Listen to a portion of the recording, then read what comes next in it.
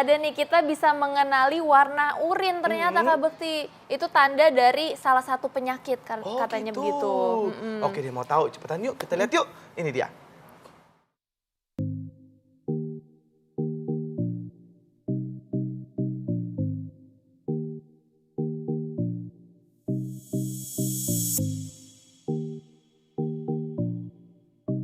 Urin atau air seni adalah cairan yang diekskresikan oleh ginjal yang kemudian dikeluarkan dari dalam tubuh kita melalui proses urinasi. Urin terbentuk melalui proses penyaringan darah yang mengandung zat sisa metabolisme yang dapat menjadi racun untuk tubuh. Nah, ternyata warna urin dapat berubah-ubah sesuai dengan kondisi tubuh kita. Hal itulah yang membuat warna urin kerap digunakan untuk mendeteksi berbagai jenis penyakit yang ada di dalam tubuh kita. Berikut penjelasannya.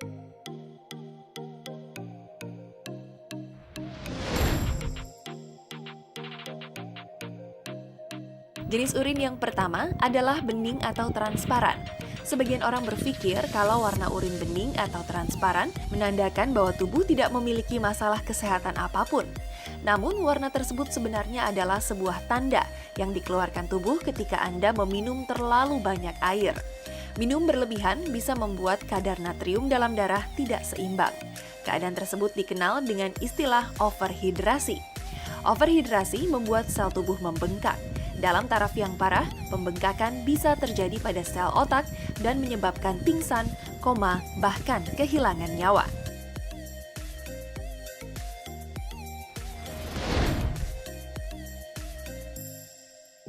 Dehidrasi atau kekurangan cairan menjadi salah satu faktor penyebab urin berubah warna menjadi coklat. Gangguan pada ginjal dan hati biasanya membuat warna urin Anda berubah kecoklatan yang biasanya diikuti dengan beberapa gejala fisik seperti kram, ruam, hingga kejang. Tapi jika urin berwarna coklat dan disertai dengan gumpalan darah, bisa jadi itu adalah pertanda dari sebuah gangguan kesehatan yang sangat serius seperti tumor atau batu ginjal. Jadi sebaiknya Anda segera memeriksakan diri ke rumah sakit terdekat.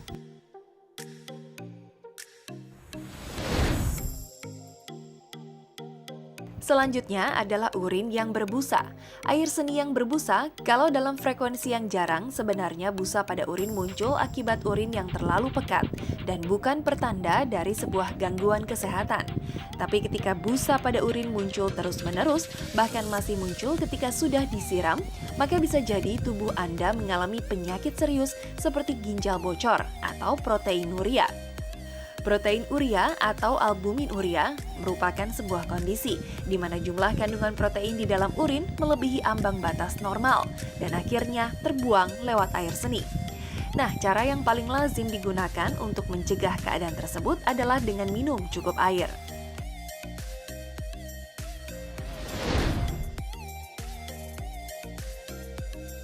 Warna urin terakhir yang terbilang cukup unik adalah warna urin hijau. Beberapa jenis bahan makanan yang berwarna cerah dapat menyebabkan warna urin berubah menjadi hijau. Salah satunya yaitu asparagus. Asparagus merupakan makanan yang biasa diolah menjadi sup lezat. Asparagus mengandung asam asparagusik. Senyawa ini adalah senyawa yang akan terpecah menjadi kelompok senyawa sulfur saat Anda memakannya. Nah, ketika senyawa tersebut masuk ke dalam urin, maka warna urin akan berubah menjadi kuning gelap atau kehijauan. Selain warnanya yang aneh, baunya juga akan lebih menyengat. Selain asparagus, bakteri Pseudomonas juga menjadi salah satu penyebab urin menjadi berwarna kehijauan. Sedangkan urin berwarna biru bisa dipicu akibat reaksi tubuh pada sejumlah obat-obatan. Selain pengaruh obat-obatan, hiperkalsemia jinak familial atau sindrom popok biru yang merupakan sebuah gangguan keturunan langka dapat membuat anak-anak memiliki urin berwarna biru.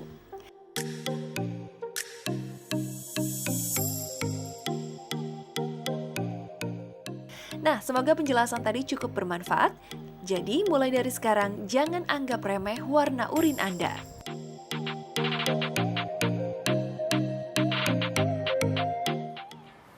Nah, itu dia ya, tadi warna-warnanya bisa macam-macam kalau misalnya kita buang air kecil, dan itu bisa menandakan kondisi tubuh tertentu ya dok ya, ada dehidrasi atau mungkin terlalu banyak minum malah ya dok ya. Ya. atau habis minum obat tertentu atau iya. makanan tertentu gitu. Tapi kalau hijau saya belum pernah lihat sih terus terang. Oke dok, oke sebelum kita ngobrol lebih lanjut nih, kenalin dulu Oh dokternya. iya, Dokter Hani, ada Dokter Hani spesialis urologi. Selamat siang dokter. Selamat siang. Ya. Nah tadi tuh soal tayangannya ada yang mau dikoreksi gak dok tadi yang asparagus? Iya kalau saya sih terus terang memang baru dengar ya. Maksudnya kalau bawa kencing yang berwarna hijau, kalau pseudomonas ya benar memang kumannya menyebabkan berwarna hijau. Tapi kalau karena makan asparagus kayaknya Jadi kan ada kuman ya dok? lebih karena kuman atau baik, mungkin asparagus. habis minum obat-obatan tertentu yang memang zatnya bikin pengaruh tapi Kadang jarang juga Kalau sih aku biasa. tuh warnanya yang merah jambu kalau habis disuntik itu apa namanya Neurobion gitu. Jadi warnanya pink-pink Pink-pink gitu gitu. Atau biasanya kalau pada penderita TBC gitu yang dia minum obat rutin TBC biasanya gitu. urinnya juga berwarna merah itu karena pengaruh obat.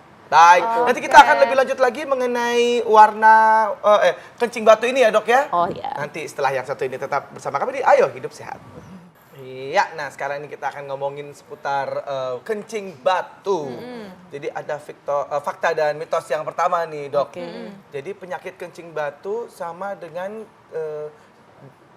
penyakit batu ginjal dok. Fakta atau mitos? Fakta. Jadi fakta. jadi gini, apa namanya istilah kencing batu itu yang digunakan oleh awam. Jadi kalau untuk mengatakan saya pernah kencing keluar batu, jadi istilahnya kencing batu. Padahal sebenarnya batu pada saluran kemih itu tidak hanya di ginjal aja. Jadi saluran kemih itu kan terdiri dari ginjal, lalu saluran ureter, itu saluran yang menghubungkan ginjal dengan kandung kemih. Lalu di kandung kemih sendiri itu sendiri juga mungkin terjadi batu atau di lubang kencing, Itu terutama batunya pada batu pria. apa sih dok? Batunya Pengkristalan, jadi biasanya karena kita kurang minum atau mungkin karena sering minum obat atau mungkin gangguan metabolik, jadi itu timbul kayak awalnya mungkin kayak pasir-pasir atau itu lama-lama karena tidak diatasi itu akhirnya dia jadi infeksi, lama-lama jadi keras gitu loh. Jadi kekerasannya tuh macam-macam, persis kayak batu di jalan kan ada batu bata, batu kerikil, batu marmer. Nah, batu ginjal pun seperti itu. Ada yang lunak, ada yang keras sekali gitu. Dan beda-beda ya dok ya berarti ya. Iya. Ini ada lagi nih dok, katanya sering nahan pipis nih. Ini yang menyebabkan kencing batu nih dok, fakta atau mitos? Fakta. Jadi salah satu penyebab tertimbulnya batu saluran kemih itu karena sering menahan kencing itu. Jadi mudah terjadi radang kandung kemih ya. Jadi akibat infeksi yang berulang itu lama-lama dia timbul batu. Oke, berarti nggak boleh tuh ya nahan-nahan kencing. Ya paling kalau umpama nih lagi di jalan tol, lagi mudik, lagi macet, umpama kayak gitu diusahakan kalau bisa mampir di rest area untuk pipis. Jadi kalau ya mungkin kalau nahannya sampai 3-4 jam nggak apa-apa, tapi kalau sampai seharian benar-benar ditahan. Itu sakit banget itu dok. Nggak bisa juga dok kayaknya itu dok. Iya.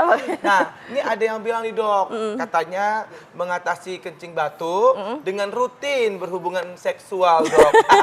Itu fakta atau mitos dok? Mitos. Mitos. Tapi nggak dilarang sih kalau orang mau berhubungan seksual. Iya, betul. Bukan alasannya karena mencegah kencing batu gitu. Nggak ada hubungannya sih Jadi nggak ada sebenarnya. hubungannya sama sekali. Mungkin kan siapa tahu dari itu bisa jadi lancar dok gitu kan. Oh, gitu. Batunya jadi hilang karena ya itu dok. Lancar berpikirnya iya gitu. Oh, jadi rileks mungkin ya dok. Relax. Iya. Oke, ini ada lagi nih dok. Ini katanya jika pernah mengalami kencing batu akan rentan lagi terkena kencing batu lagi nih dok. Ini Bisa, fakta atau fakta. mitos? Oh, fakta. Kenapa tuh dok? Jadi kan itu tadi sebabnya batu ginjal kan macam-macam ya, bisa karena sulit kencingnya sulit gitu. Biasanya kalau laki-laki itu karena prostat atau karena infeksi berulang, terutama kalau pada wanita. Jadi kalau dulu dibilang katanya wanita sama laki-laki, dulu katanya lebih banyak laki-laki, sekarang sih kansnya sama. Hampir 50-50. Oh, gitu. Nah bisa juga karena mungkin gangguan metabolisme. Jadi umpamanya nih udah punya asam urat, ada gangguan fungsi ginjal, terus ada kencing manis. Nah itu bisa saja umpama nih sekarang dioperasi, tapi karena dia tidak memperbaiki pola makannya atau pola hidupnya, ya mungkin bisa aja kambuh dalam waktu setahun 2 tahun. Oke, berarti kalau misalnya udah sembuh harus langsung tetap Ganti tetap pola kontrol hidup. hidup tetap dan mengontrol, juga check up ya dok ya. Iya, kontrol berkala gitu. Nah, ini kalau ini saya nih sendiri nih dok, Iya. sering anjang-anjangan gitu dok, abis pipis, udah nih selesai, tapi abis itu pengen pipis lagi, pengen Tapi kecil-kecil, sedikit-sedikit gitu loh dok. Jadi kayak anyang-anyangan kita pengen pipis apa enggak, tapi ya itu rasanya. Jadi kayak anyang-anyangan itu gejala ya dok? Salah satu gejala dari kencing batu. Jadi fakta ya dok? Fakta, karena itu gini, gimana tuh, dok? jadi kan kalau kencing batu dia adanya, jadi gini, antara batu sama infeksi saluran kemih itu kadang-kadang seperti mana duluan, telur atau ayam. Jadi infeksi berulang bisa menyebabkan kencing batu, tadi batu ginjal tadi, tapi adanya batu yang tidak ditangani, tidak diobati atau tidak dioperasi pun bisa menimbulkan infeksi. Jadi salah satu tanda infeksi tadi ya kencingnya sakit, mungkin kencingnya merah, terus kencing anyang-anyangan tadi. Jadi apabila mengalami salah satu atau lebih dari gejala-gejala tadi, baiknya langsung periksa ke dokter ya. Jadi bisa dideteksi apakah memang karena infeksi atau memang karena ada batunya. Itu periksanya gimana tuh dok? Periksa darah atau periksa air kencingnya? Biasanya kalau ya USG biasanya USG dan dari lab periksa urinalisa tadi, jadi bisa ketahuan apakah ada bakterinya atau ada kristalnya apa, tapi lebih pasti lagi bila dilakukan USG. Kalau USG kelihatan nanti apakah di ginjalnya ada batu, ada pembengkakan karena sumbatan gitu. Oke, ini dok ada lagi nih, masyarakat biasanya kalau misalnya yang perempuan nih jarang nih dok kalau misalnya takut kena kencing batu, biasanya mereka lebih ke takutnya infeksi saluran kencing gitu. Tapi katanya kalau misalnya laki-laki tuh lebih rentan dok kalau kencing batu. Itu fakta atau mitos dok? Sebenarnya kalau dulu ya dibilang katanya seperti itu, tapi kalau sekarang sih boleh dibilang udah sama sih kan. Jadi mitos ya dok? Mitos ya, jadi laki-laki ya, perempuan dok? dua-duanya bisa sama resikonya untuk terkena kencing batu.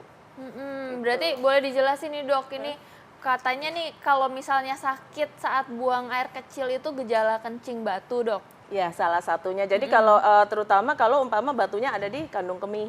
Jadi kalau batunya di kandung kemih atau batunya kecil, terutama pada laki-laki ya batunya tuh bisa turun dia ke uretra ya atau saluran kencing yang di penis. Kalau batunya nyangkut ya otomatis sakit.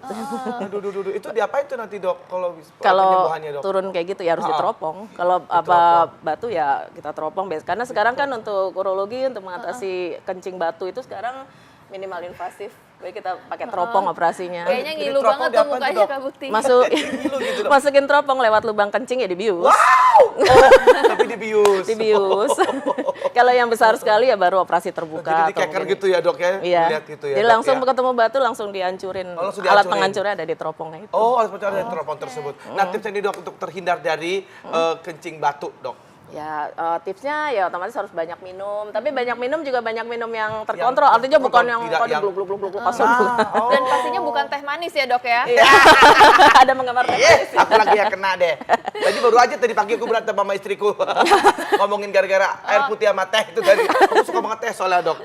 Akhirnya dok. Bagusnya ya air putih. Ya tapi tidak dilarang sih teh gitu. Maksudnya asal jumlahnya terkontrol gitu. Terus jumlahnya dok? Jumlahnya biasanya kalau orang dewasa jangan kurang dari 2 liter sehari atau gampangnya ya kalau botol air mineral yang gede itu ya 2 buah botol yang gede itu. Tapi minumnya ya itu tadi jangan sekaligus ya sedikit-sedikit. Sedikit-sedikit. Oh jadi nggak boleh langsung. Itu aku pernah tuh dok, terapi air putih dok. Sempet tuh, kembung banget tuh jadi kebuka gitu dok. Iya yang ada ini, terus kalau untuk orang tua ya harus hati-hati. Karena kalau terutama yang ada gangguan fungsi ginjal atau gangguan jantung ya sesak dia otomatis kan. Gitu. Oke baik, terima kasih banyak dokter informasinya. Ya sama-sama. Nah kita nggak terasa nih udah hampir 60 menit menemani pemirsa di rumah dan udah waktunya kami pamit undur diri. Jangan lupa saksikan terus Ayo Hidup Sehat setiap hari Senin sampai Jumat jam 1 sampai jam 2 siang live di TV One. Dan kalau Anda lewati live kali ini jangan khawatir, Anda bisa saksikan juga di viva.co.id dan juga di TV One Connect. Saya Indra Bekti. Saya Dr. Sheila Salsabila, Indonesia Ayo Hidup Sehat.